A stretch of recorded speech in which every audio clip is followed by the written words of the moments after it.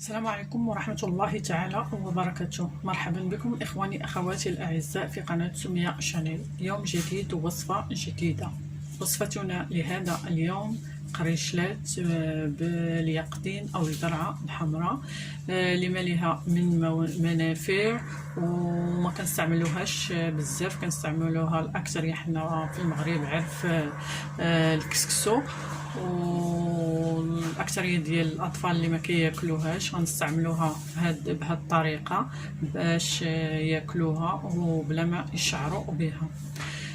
كنتمنى تشوفوا الفيديو لانه كيستحق المشاهده، وهذه الوصفه كتستحق التجربه. وما تبخلوش عليا باشتراكاتكم وتعليقاتكم لان لايك لان كثره اللايك كتخلي الفيديو يتشاف لاكبر عدد ممكن من الناس. وبلا ما نطول عليكم ندوزو المقادير.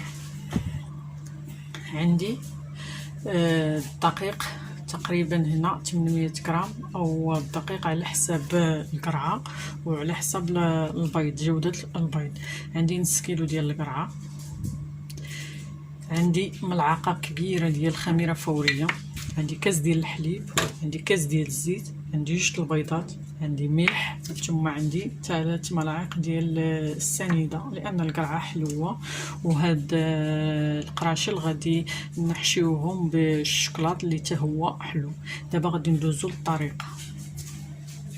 اول حاجه غناخذ واحد الاناء غادي نقطع فيه القرعه وغادي نديرها تسلق مع نصف كاس ديال الماء. ملي تسلق ليا مزيان نحاول نميكسيها بالميكسور حتى تحليا مزيان. دابا انا سلقتها من قبل وخليتها بردات، دابا غادي نحاول نميكسيها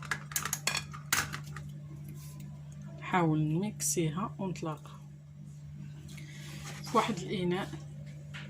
غادي نوضع الخميره، ثم غنوضع الحليب، ثم غادي نوضع السكر. غادي نطرب الحليب والسكر والخميره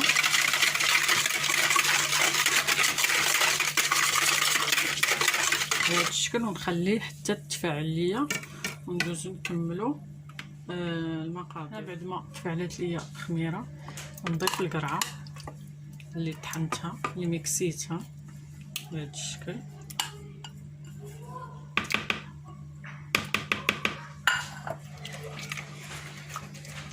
نضيف الزيت،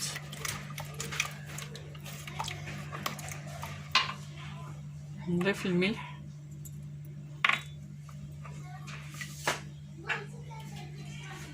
ثم غنضيف البيض. غنخلط الكل جيدا، نخلط جيدا بهذا الشكل.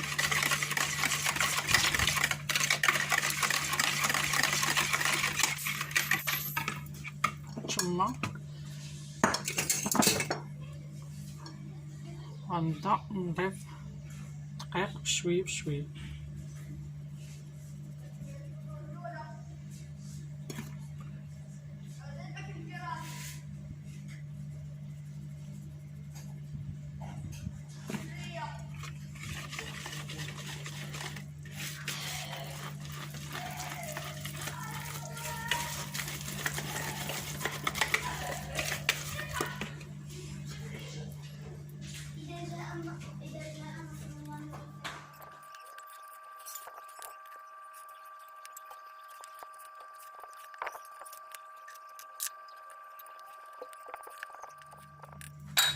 دابا غنستعمل يدي باش نخلط مزيان.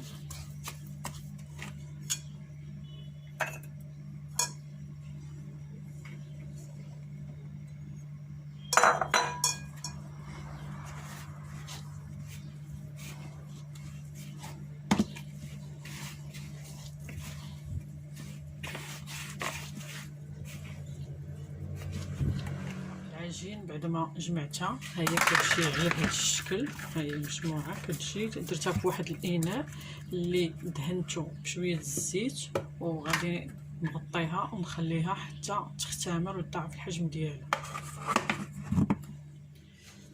هنا عندي الخليط بعد ما ضاعف الحجم ديالو غادي نخرجو من الاناء،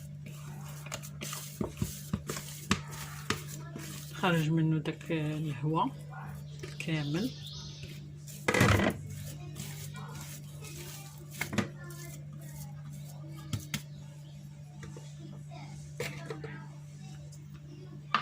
غادي ناخد شويه الزيت نحاول ندهن يديا بالزيت باش نشكل كريات ديال العجين.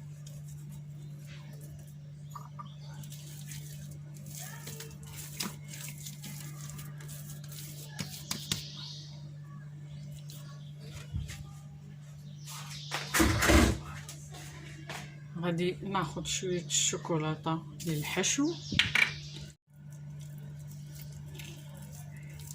ناخد واحد الكريه على هذا الشكل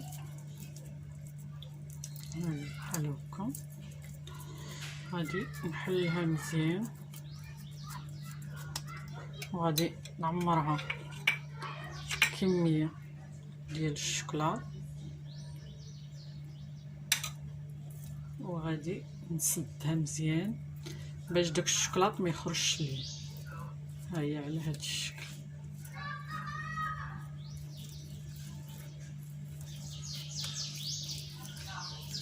نحطها في صفيحه الفرن، نحاول نسدها مزيان باش داك الشوكولاط ما يخرجش ليا. ها هي ونحطهم في صفيحه الفرن على هذا الشكل ونبعدها. غنستمر على هذه الطريقه حتى نكمل الكميه اللي عندي كامله.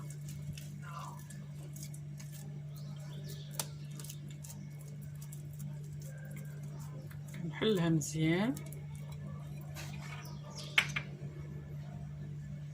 ندير فيها واحد الكميه ديال الشوكولاط، نحاول نسدها مزيان على هذا الشكل.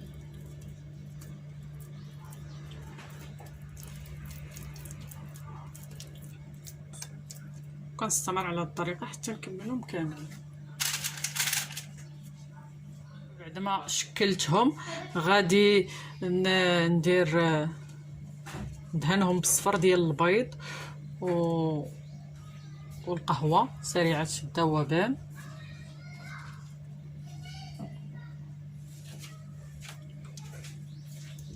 هما على هذا الشكل، وغادي نرشهم بالزراره. وحدين غنرشهم بالزراره، وحدين غنرشهم باللوز ايفيلي. اللاطه دابا هاد اللاطه غنرشها بالزراره، واللاطه الاخرى غادي نرشها باللوز ايفيلي. وغادي ندخلهم للفران اللي غيكون ساخن من قبل على درجه حراره 180 حتى يطيبوا لينا ويتحمروا من الفوق ومن التحت، ونتلاقاو في الشكل النهائي. هذا هو الشكل النهائي ديال الكروس ديالنا، تيجيو رائعين. هما شكلهم رائع، كيجيو صفرين بهذيك القرعه، كيجيو اكثر من رائعين، كيستحقوا التجربه. وحدين زوقتهم باللوز ايفيلي، وحدين زوقتهم بالجلجلان. غادي نفتح معكم واحد الوحده تشوفوهم من الداخل، كيجيو مفشفشين، هما فيهم قطنيين، كيستحقوا التجربه. كنتمنى الى عجبوكم ما تبخلوش عليا بتعليقاتكم، اشتراكاتكم، تفعيل الجرس باش يوصلكم كل ما هو جديد. الى اللقاء في فيديو قادم بحول الله.